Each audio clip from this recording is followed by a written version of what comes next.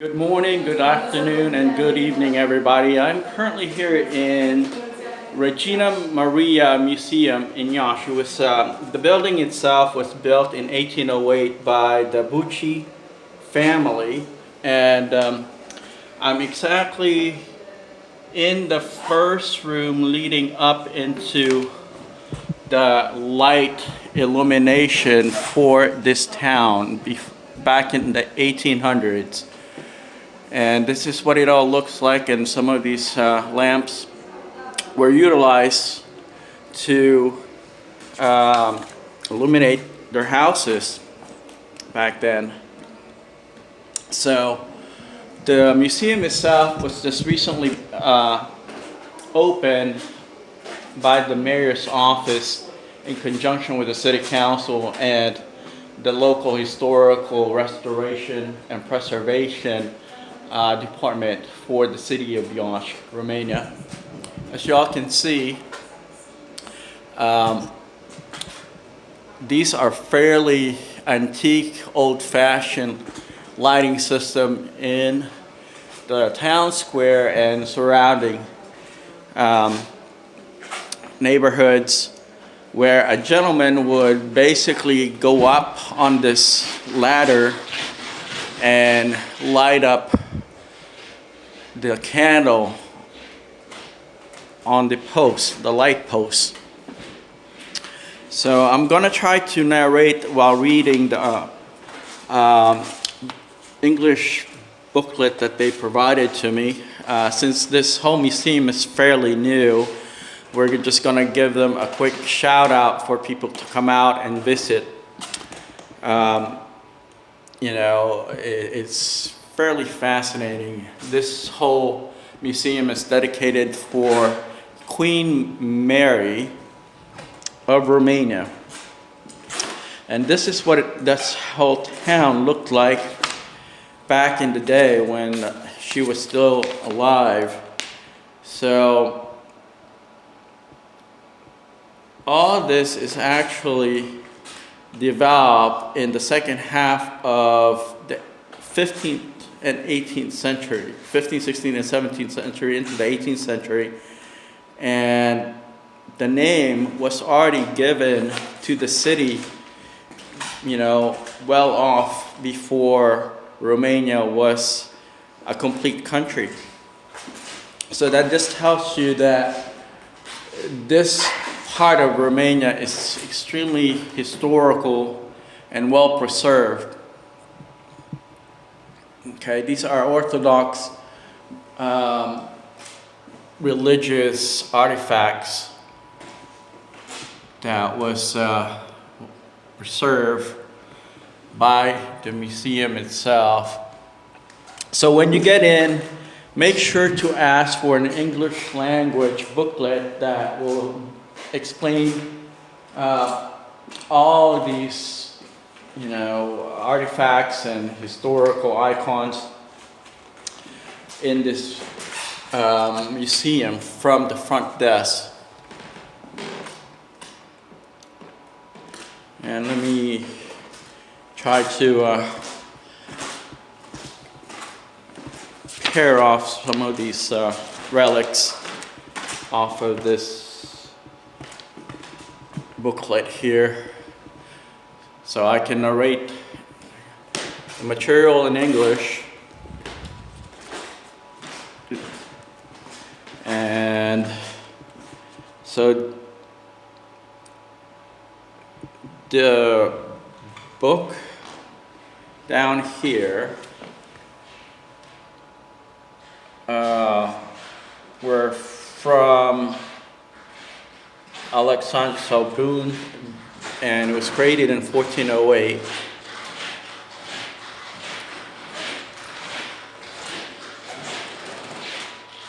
So these are, again, some religious artifacts. And I'm gonna try to float around for a little bit so y'all can see what this whole museum looks like. This is the artisan and merchants at the border of the east and west corridor. It's an important part of the city life in the middle of the 18th century as four cities and four crossroads between the east and west, illustrated by the main occupations of the ordinary citizens. These occupations are highlighted on the reconstruction of the grocer shop, consisting of goods commonly traded during the 18th century. A shoemaker shop in here, and a leather worker shop with tools and utensils used for processing all kinds of materials in this workshop in there. So this is what it looks like back then, and y'all can see the grocery store they call Baccalia. The money, it's pretty fascinating, and I'm reading all the legends off of the book that is provided by the museum. It also says the money circulation and the money exchange are represented by a teller, an intermediary whose intermediation was necessary off the market on the developed trade, representative for the capital city located at the crossroads of the most important trade routes in Moldova.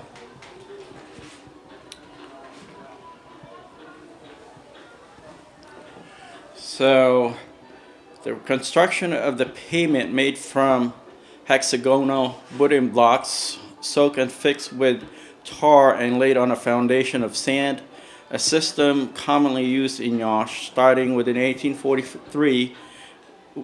It's bringing us closer to a period of time when the authorities were looking for solutions to improve the streets, which evolved from having wooden pavement to rock pavement and then asphalt. And so this is another leather maker in here. Tabacaria, Sis Maria, and Bacalia. So the street was pretty much housing all these artisans, and we're gonna keep on going here, and this is what it looks like inside the shop.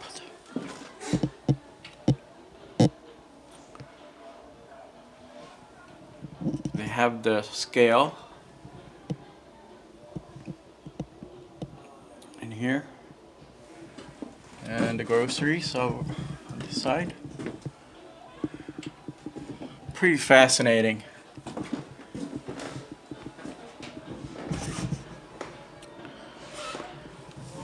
All right, so let's move on to the next section, and these are what the coins would look like back then, right? So they have the treasure over here, and he would weigh these coins, basically. All right.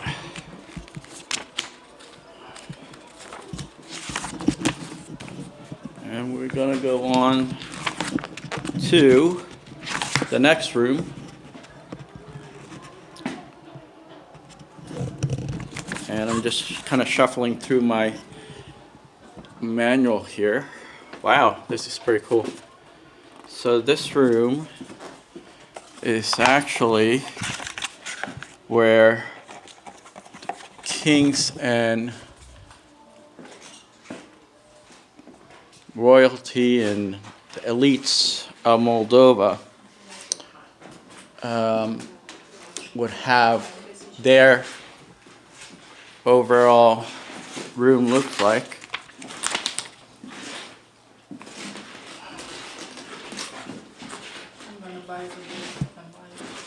And check this out. I think this is what they would used to wear in the 18th century.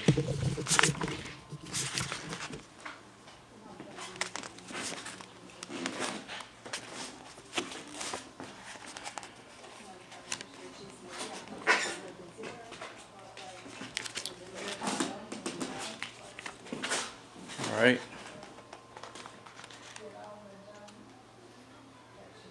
Pretty interesting.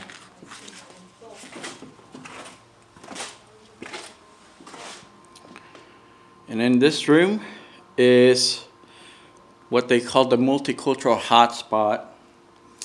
Presents different aspects of the traditions, beliefs, and traditional costumes of ethnic community of Yash, which had a major role in conjuring its image as multi-ethnic and a multi-ethnic city.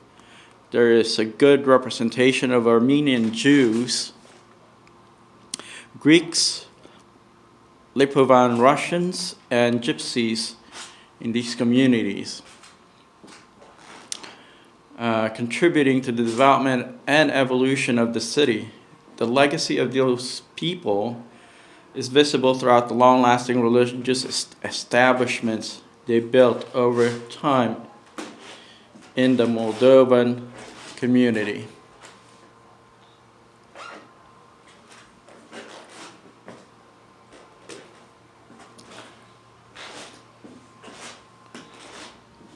Look at this. Really interesting.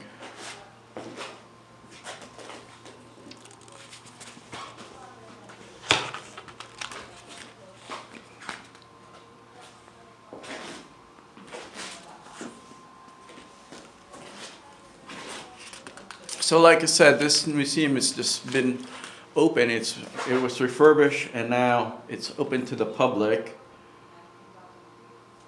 which makes it really interesting to come and visit.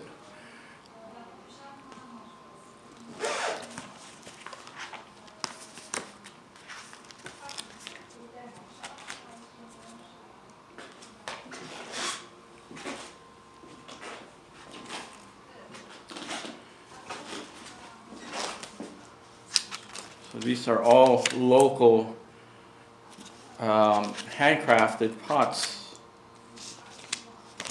and costumes.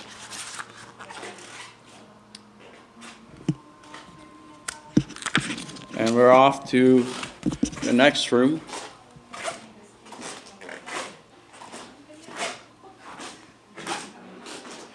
which is going to be a part of the military attachment during the First World War.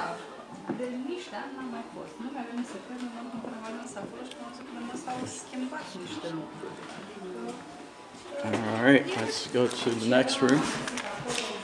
This is really fascinating. We're going to move on to the military attachment section, the room where the people of Yash stood in favor of the national cause and of the great objectives that led to the completion of the unity between 1916 to 1918. The Romanians found Yash a confidence in their destiny, forming here the center of the resistance and hope in the long-expected ideals of a united national state. The picture of the most important representatives of the Romanian army from First World War are brought to attention, which is the General Aremia Grigorescu and Constantine Brisson. The role played by the royal family in the consolidation of the military resistance and uplifting the troops' morale is recognized by the order and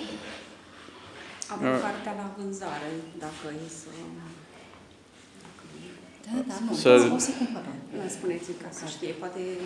we can buy this. okay. So this is resistance and hope in the long-expected ideal of the united national state, and the picture of the most important representatives of the Romanian army from First World War are brought to attention which is via Generals Eremia Grigorescu and Constantine Person. The role played by the royal family in the consolidation of military resistance and uplifting the troops' morale is recognized by the orders of the medals received by King Ferdinand and Queen Maria, the Order Crown of Romania, and the Order Michael the Brave, and Carol the First, medal and uplifted the country. So Queen Maria was fairly active in the medical mission of Romania during First World War. And as y'all can see, she was instrumental in providing support to the Romanian troops.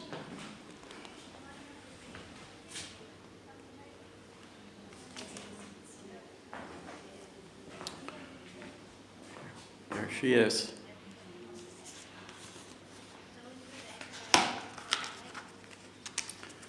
And she would come and visit the patients in hospital to provide moral support, and she was, trained also as a caregiver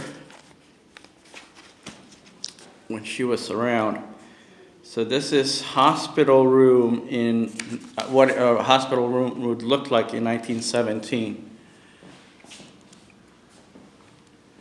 The defeat suffered by the Romanians in the first military campaign during the First World War, followed by the occupation of Bucharest by the Central Powers Army, were followed by the refuge in Moldova of an impressive number of citizens from the occupied area and a huge effort to support the military front. During the hard war years, hospitals in Iași were only a few, which led to the improvisation of the new military medical centers in the offices of different states and institutions. Iași, such as the ones in Notre Dame, the Sion Chapel, Cusa Voda Maternity, and National High School. The military hospital, a place between life and death, became the place where, through sacrifice and empathy, the Red Cross volunteers, nurses, and ladies from high society, including Queen Maria herself, worked in these type of conditions.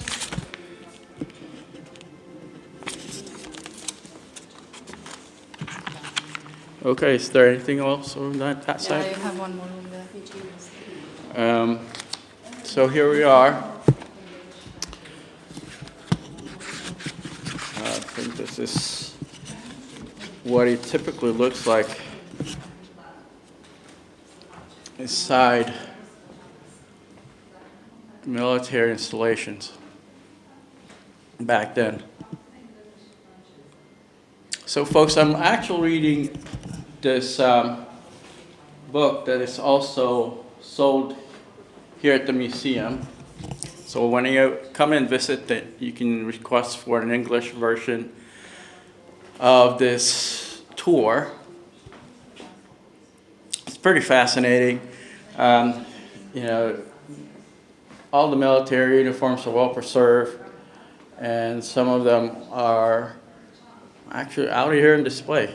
Some have the weapons, the helmet there.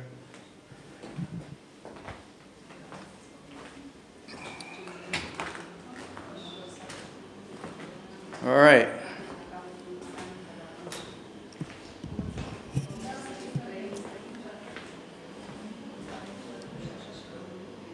And they have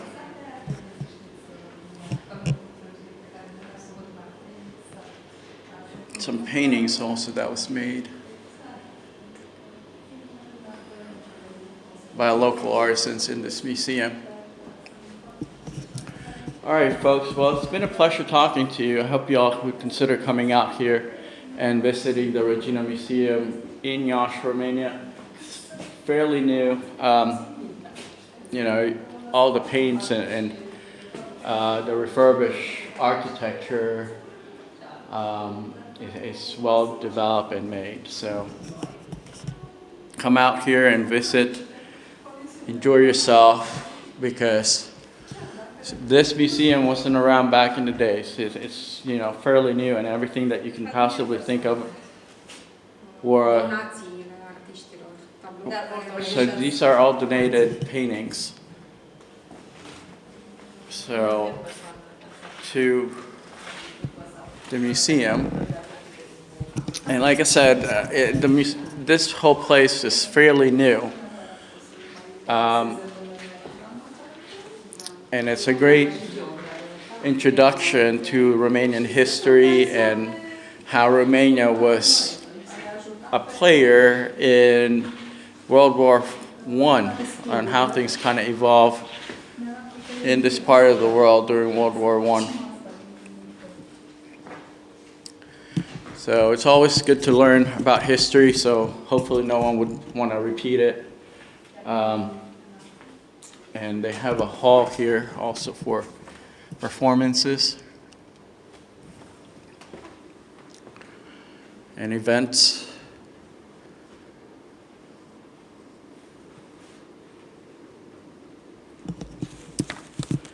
And I'm going to set down the tripod so you can see the distance from the door to where the presentation room is.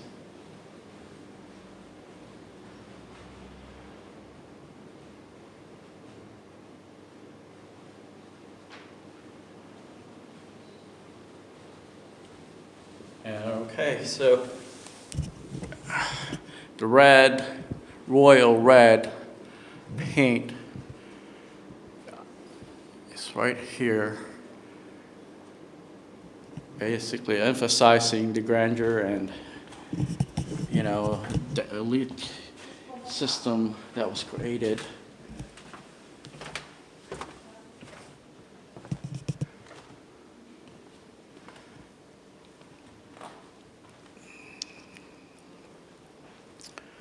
And we're in the tea room, which is really magnificent. The whole makeup is well preserved, and these are all, very antique looking pieces.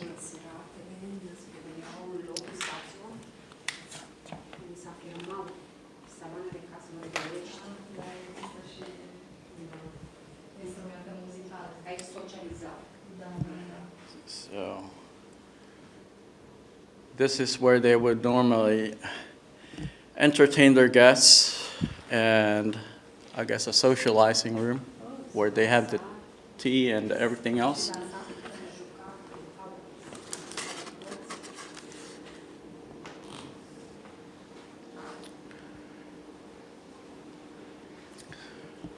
So music room here.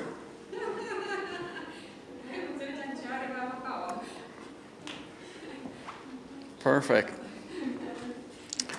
And I believe this is the royal quarters, or the Queen's office.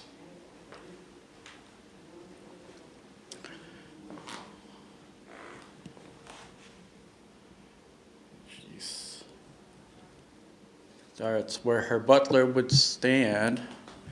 And there she is, Queen Maria.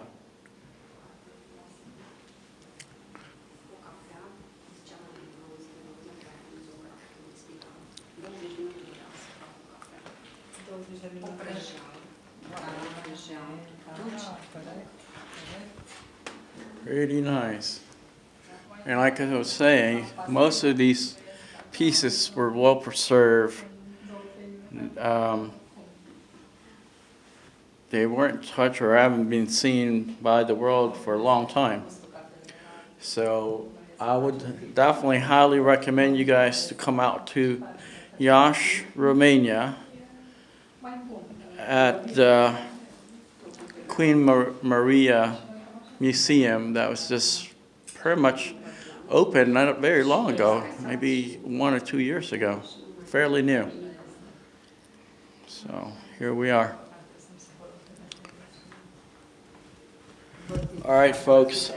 Thanks again for watching. Make sure to subscribe to our YouTube channel. It's been a pleasure talking to you. Like us on Facebook, and we're gonna keep on traveling and showing you some of the really cool places to visit and very educational, historical aspect of Romania. You know, there's a lot of nice, places to visit in terms of tourist attractions outdoors, but I would definitely encourage you to learn about Romania history so that you get to appreciate the society and the country better. You would also learn about things that isn't commonly known around the world by, being exposed to the history of this part of the world. Eastern Europe, for the longest time, have been closed off to many societies because of, a lot of issues with politics and geopolitical situations, and even, not being a part of, the EU system back then. So there was a lot of information and historical values to Romania that wasn't available in the past. And now that the country is opening up to the world, things are being improved here, especially the tourism sector. I would definitely highly recommend coming out to Iași, Romania, and hit up Queen Maria Museum, and go back to to your hometown and whatever part of the world you're coming from, and tell your friends and family to learn about Eastern European history, Romanian history. It's pretty fascinating. For the longest time, the Western world haven't been exposed to the Romanian society and culture, and it's very unfortunate because the country in itself is full of very fascinating history. And regardless, what part of the world you come from, it's always good to know about other society and culture and traditions, religion, and people groups to enrich your life. Some people just kind of want to get stuck in what they know and everything that they already know being reinforced, and you're not advancing in terms of your overall intellectual growth. And Romania would be a perfect destination for you if you're curious, if you want to advance educationally, academically, historically, and as a professional. The great package to come here. You have a mixture of history. You have the outdoors. You have the Black Sea near the coastal region of Romania, and the mountains, obviously. And Romania is just full of tradition and very enriching, type of experiences that is now opening and becoming available to the world.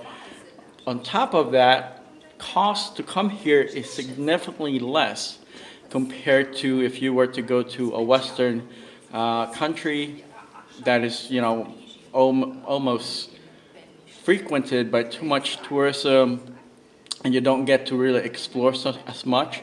Romania now is becoming the next European destination. Eastern Europe is fast becoming and booming as far as the next frontier of European tourism.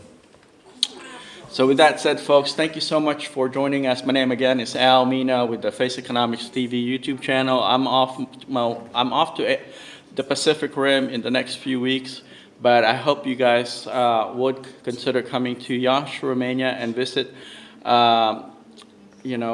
Queen Maria's museum here in Iași. But before I go, as you all know, I am 100% into violins. I love violins. And there you are. I'm signing off with the violin and this antique piano. All right, folks. Thank you so much for watching. Have a wonderful morning, afternoon, or evening, whatever part of the world you're in. Take care. Bye-bye.